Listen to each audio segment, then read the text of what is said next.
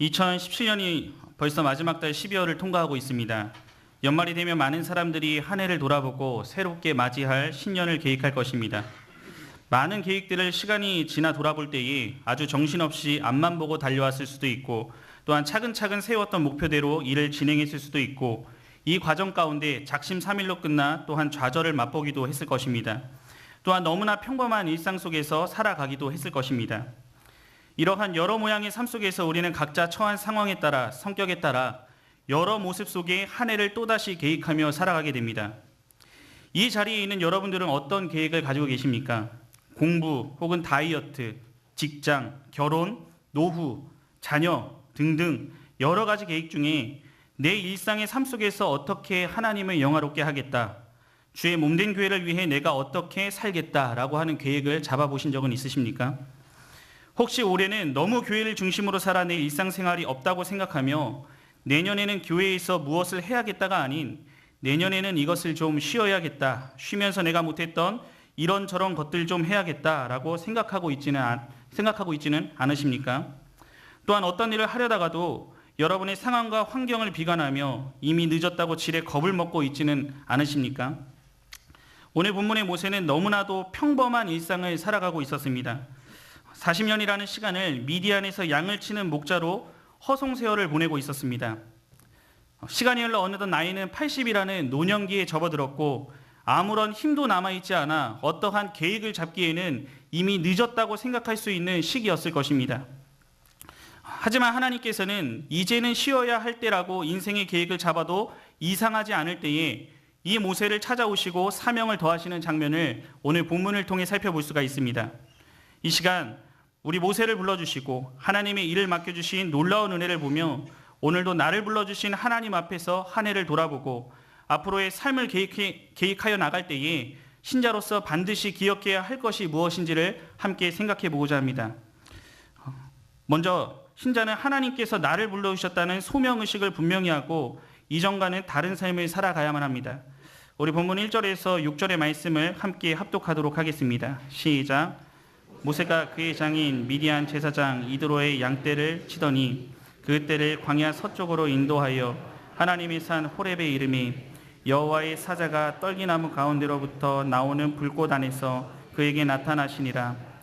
그가 보니 떨기나무에 불이 붙었으나 그 떨기나무가 사라지지 아니하는지라. 이에 모세가 이르되 내가 돌이켜 가서 이 큰 광경을 보리라. 떨기나무가 어찌하여 타지 아니하는고 하니 그때에 여호와께서 그가 보려고 돌이켜 오는 것을 보신지라. 하나님이 떨기나무 가운데서 그를 불러 이르시되 모세야 모세야 하시매 그가 이르되 내가 여기 있나이다. 하나님이 이르시되 이리로 가까이 오지 말라. 내가 선 곳은 거룩한 땅이니 내 발에서 신을 벗으라. 또 이르시되 나는 내 조상의 하나님이니 아브라함의 하나님, 이삭의 하나님, 야곱의 하나님이라. 모세가 하나님 배웠기를 두려워하여 얼굴을 가리우매. 아멘. 앞서 말씀드린 대로 오늘 본문 1절에서는 모세가 장인 이드로의 양떼를 치고 있는 장면으로 시작하고 있습니다. 애굽의 왕자였던 모세가 이제는 그의 소유도 아닌 장인 소유의 양떼를 치고 있었다라고 하는 것입니다. 이렇게 하루하루를 평범한 목자의 삶을 살아가고 있는 모세를 부르시기 위해 하나님께서는 그 양떼들을 서쪽으로 인도하여 하나님의 산 호렙에 이르게 하셨습니다.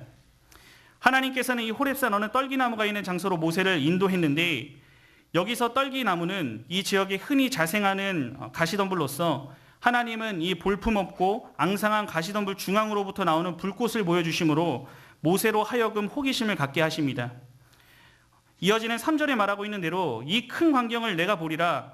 떨기나무가 어찌하여 타지 아니하는고 라며 이 상황이 환상이 아닌 실제 상황임을 분명히 나타내고 있음도 볼 수가 있습니다.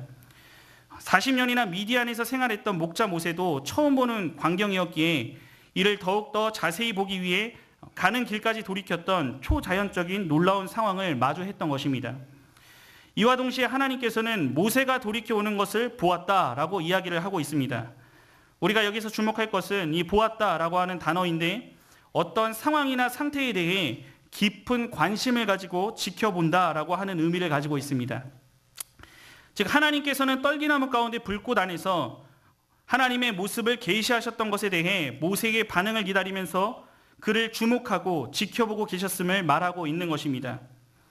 이때 하나님께서 모세를 향하여 모세야 모세야 라고 부르시며 친히 그의 이름을 불러오십니다. 이러한 부르심 앞에 모세의 반응이 무엇이었습니까? 바로 내가 여기 있나이다 라고 하는 즉각적인 반응을 보이고 있음을 볼 수가 있습니다. 이렇게 하나님의 부르심에 즉각적인 반응을 하였지만 이어지는 하나님의 말씀은 이리로 가까이 오지 말라, 내가 선 곳은 거룩한 땅이니 내 발에서 신을 벗으라 라고 하는 하나님의 말씀이었습니다.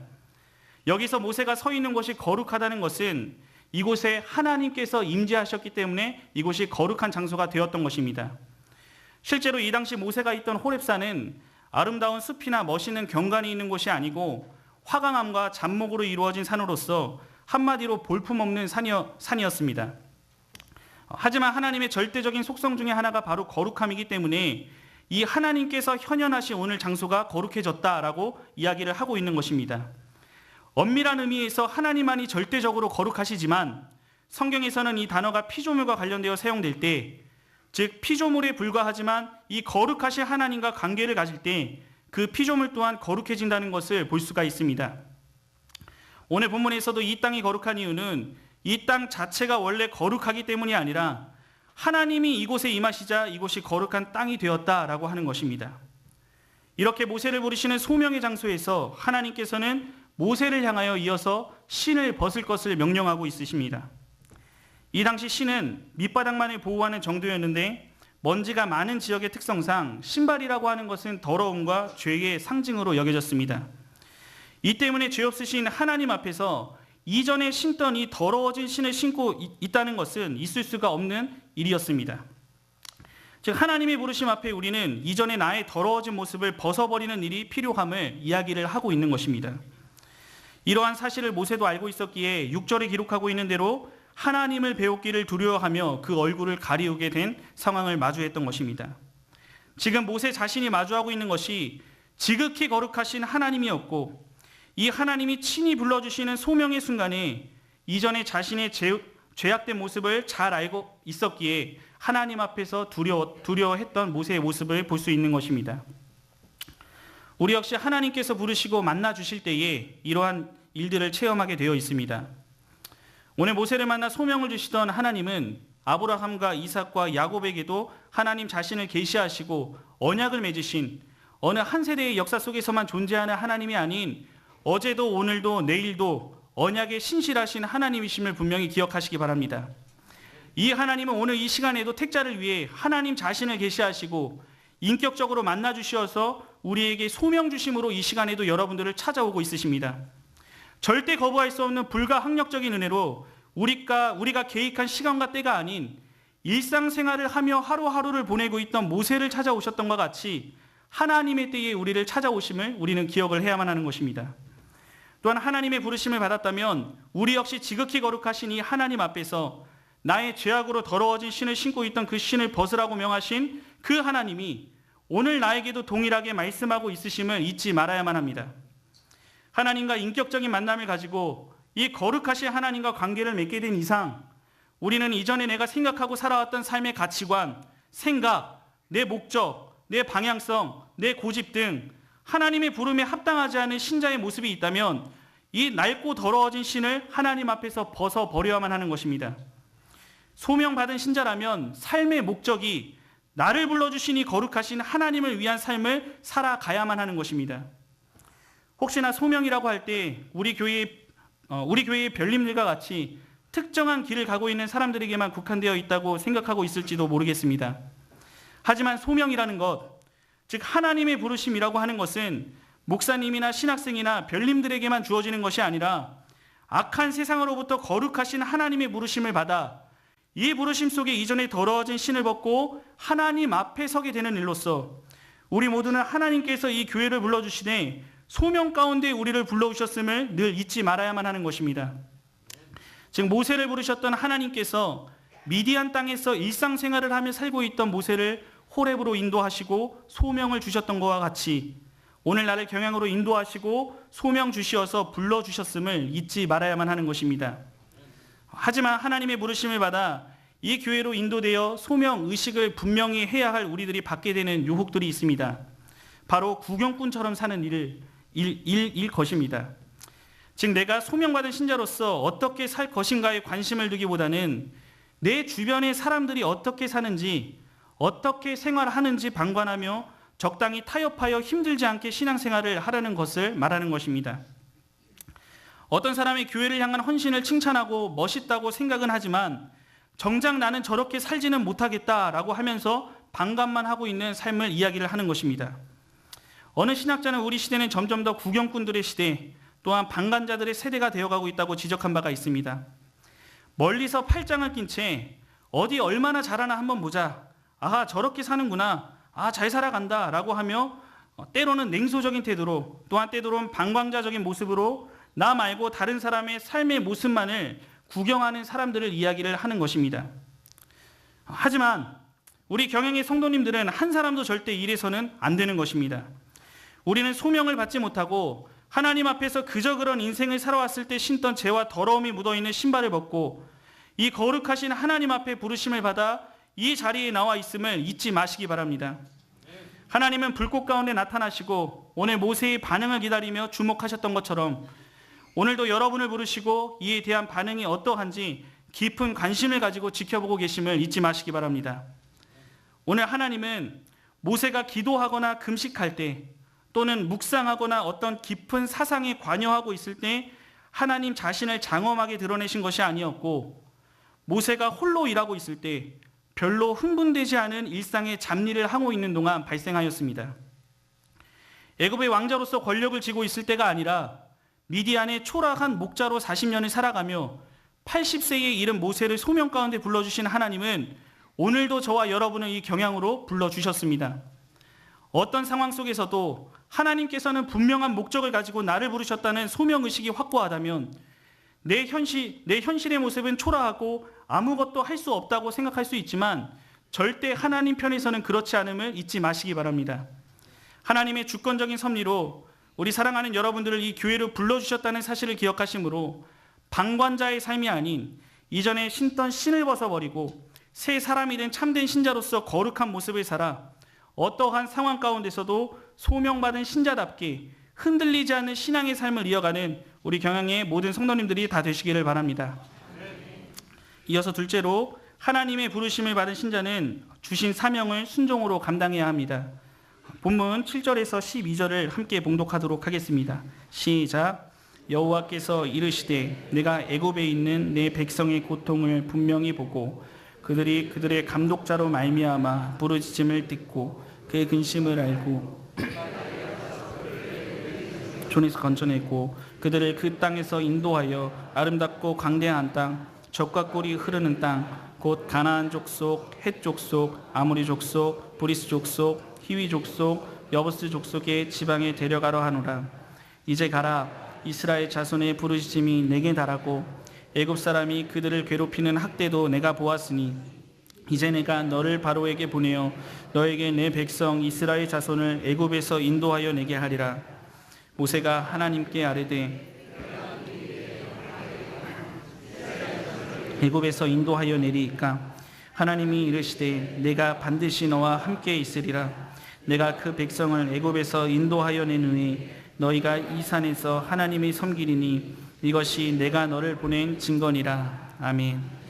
앞서 모세를 부르신 하나님께서는 하나님의 백성인 이스라엘이 어떠한 처지에 놓여 있는지를 말씀하고 계십니다. 애굽에서 노예 생활을 하던 이스라엘 백성의 고통을 보았고 애굽의 감독자로 인해 부르짖는 음성을 들으셨고 이 근심을 아셨다라고 말씀하고 계십니다. 여기서 내 백성의 고통을 분명히 보았다는 것은 원어의 의미를 통해 볼 때 하나님께서 아주 각별한 관심을 가지고 이스라엘의 고통을 세밀하게 지켜보셨다는 의미를 강조하고 있습니다. 또한 감독자로 말미암아 부르짖음을 듣고라고 했는데 여기서 말하는 감독자란 노예를 감시하던 사람들을 의미합니다. 즉 이들로 인한 고통 속의 부르짖음과 근심을 듣고 아시고 계셨다라고 하는 것을 말씀하고 있으신 것입니다. 이렇게 하나님께서 이스라엘의 모든 모습을 보고 이들의 음성을 들으셨다는 것은 하나님의 백성에 대한 깊은 관심과 이들의 부르짖는 소리에 귀 기울이시는 하나님의 모습을 시각과 청각의 이미지를 사용하여 실감나게 나타나고 있음을 오늘 본문을 통해 살펴볼 수가 있습니다. 오늘 하나님께서는 사랑하는 우리 백성의 삶을 늘 지켜보시고 이들의 부르짖는 소리를 외면하지 않으시는 분이심을 알 수가 있는 것입니다.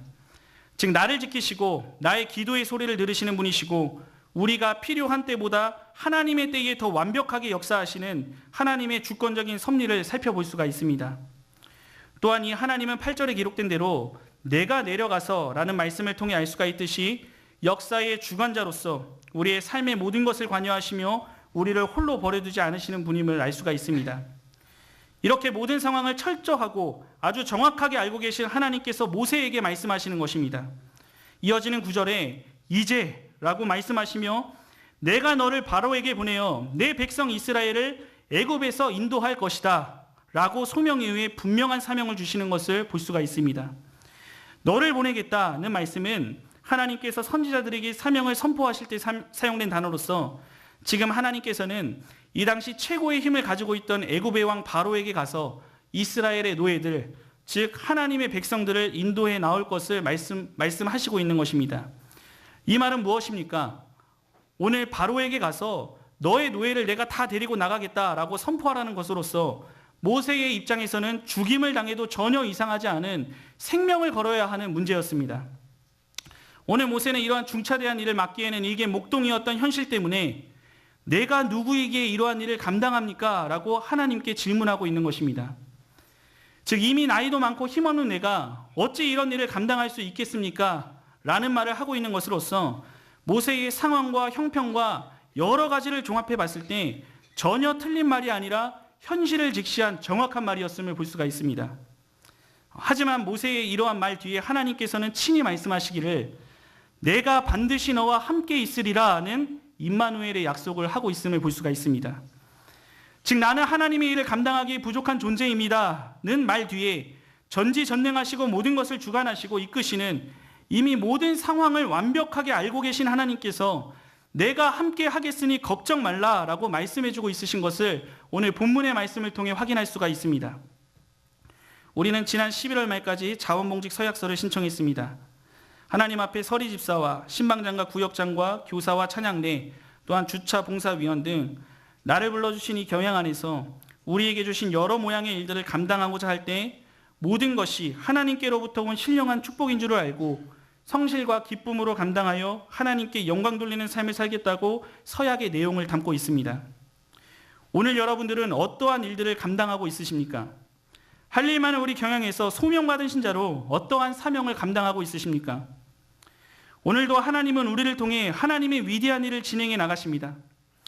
혹여나 교회 안에서의 필요한 역할 감당을 위해 요청을 받았을 때 내가 어떻게 그 일을 합니까? 라며 손살에 치며 거부한 일은 없으십니까? 물론 우리는 하나님으로부터 교회 안에 여러 가지 일을 감당하게 될 때에 오늘 모세와 같이 내가 누구이기에 라는 나의 부족함과 연약함을 직시할 것입니다. 하지만 우리가 이러한 생각 이후에 잊지 말아야 할 것은 내가 반드시 너와 함께 있으리라고 말씀하신 하나님의 은혜와 능력은 오늘날 하나님의 일을 감당하는 저와 여러분에게도 동일하게 미치고 있다는 사실입니다. 또한 모세를 부르셨던 하나님께서는 이 교회 운동을 통한 택자 구원을 위해 이미 내 개인적인 상황과 이 교회가 나아가야 할 모든 상황을 듣고 보고 완벽히 알고 계시는 전지전능하신 하나님이십니다.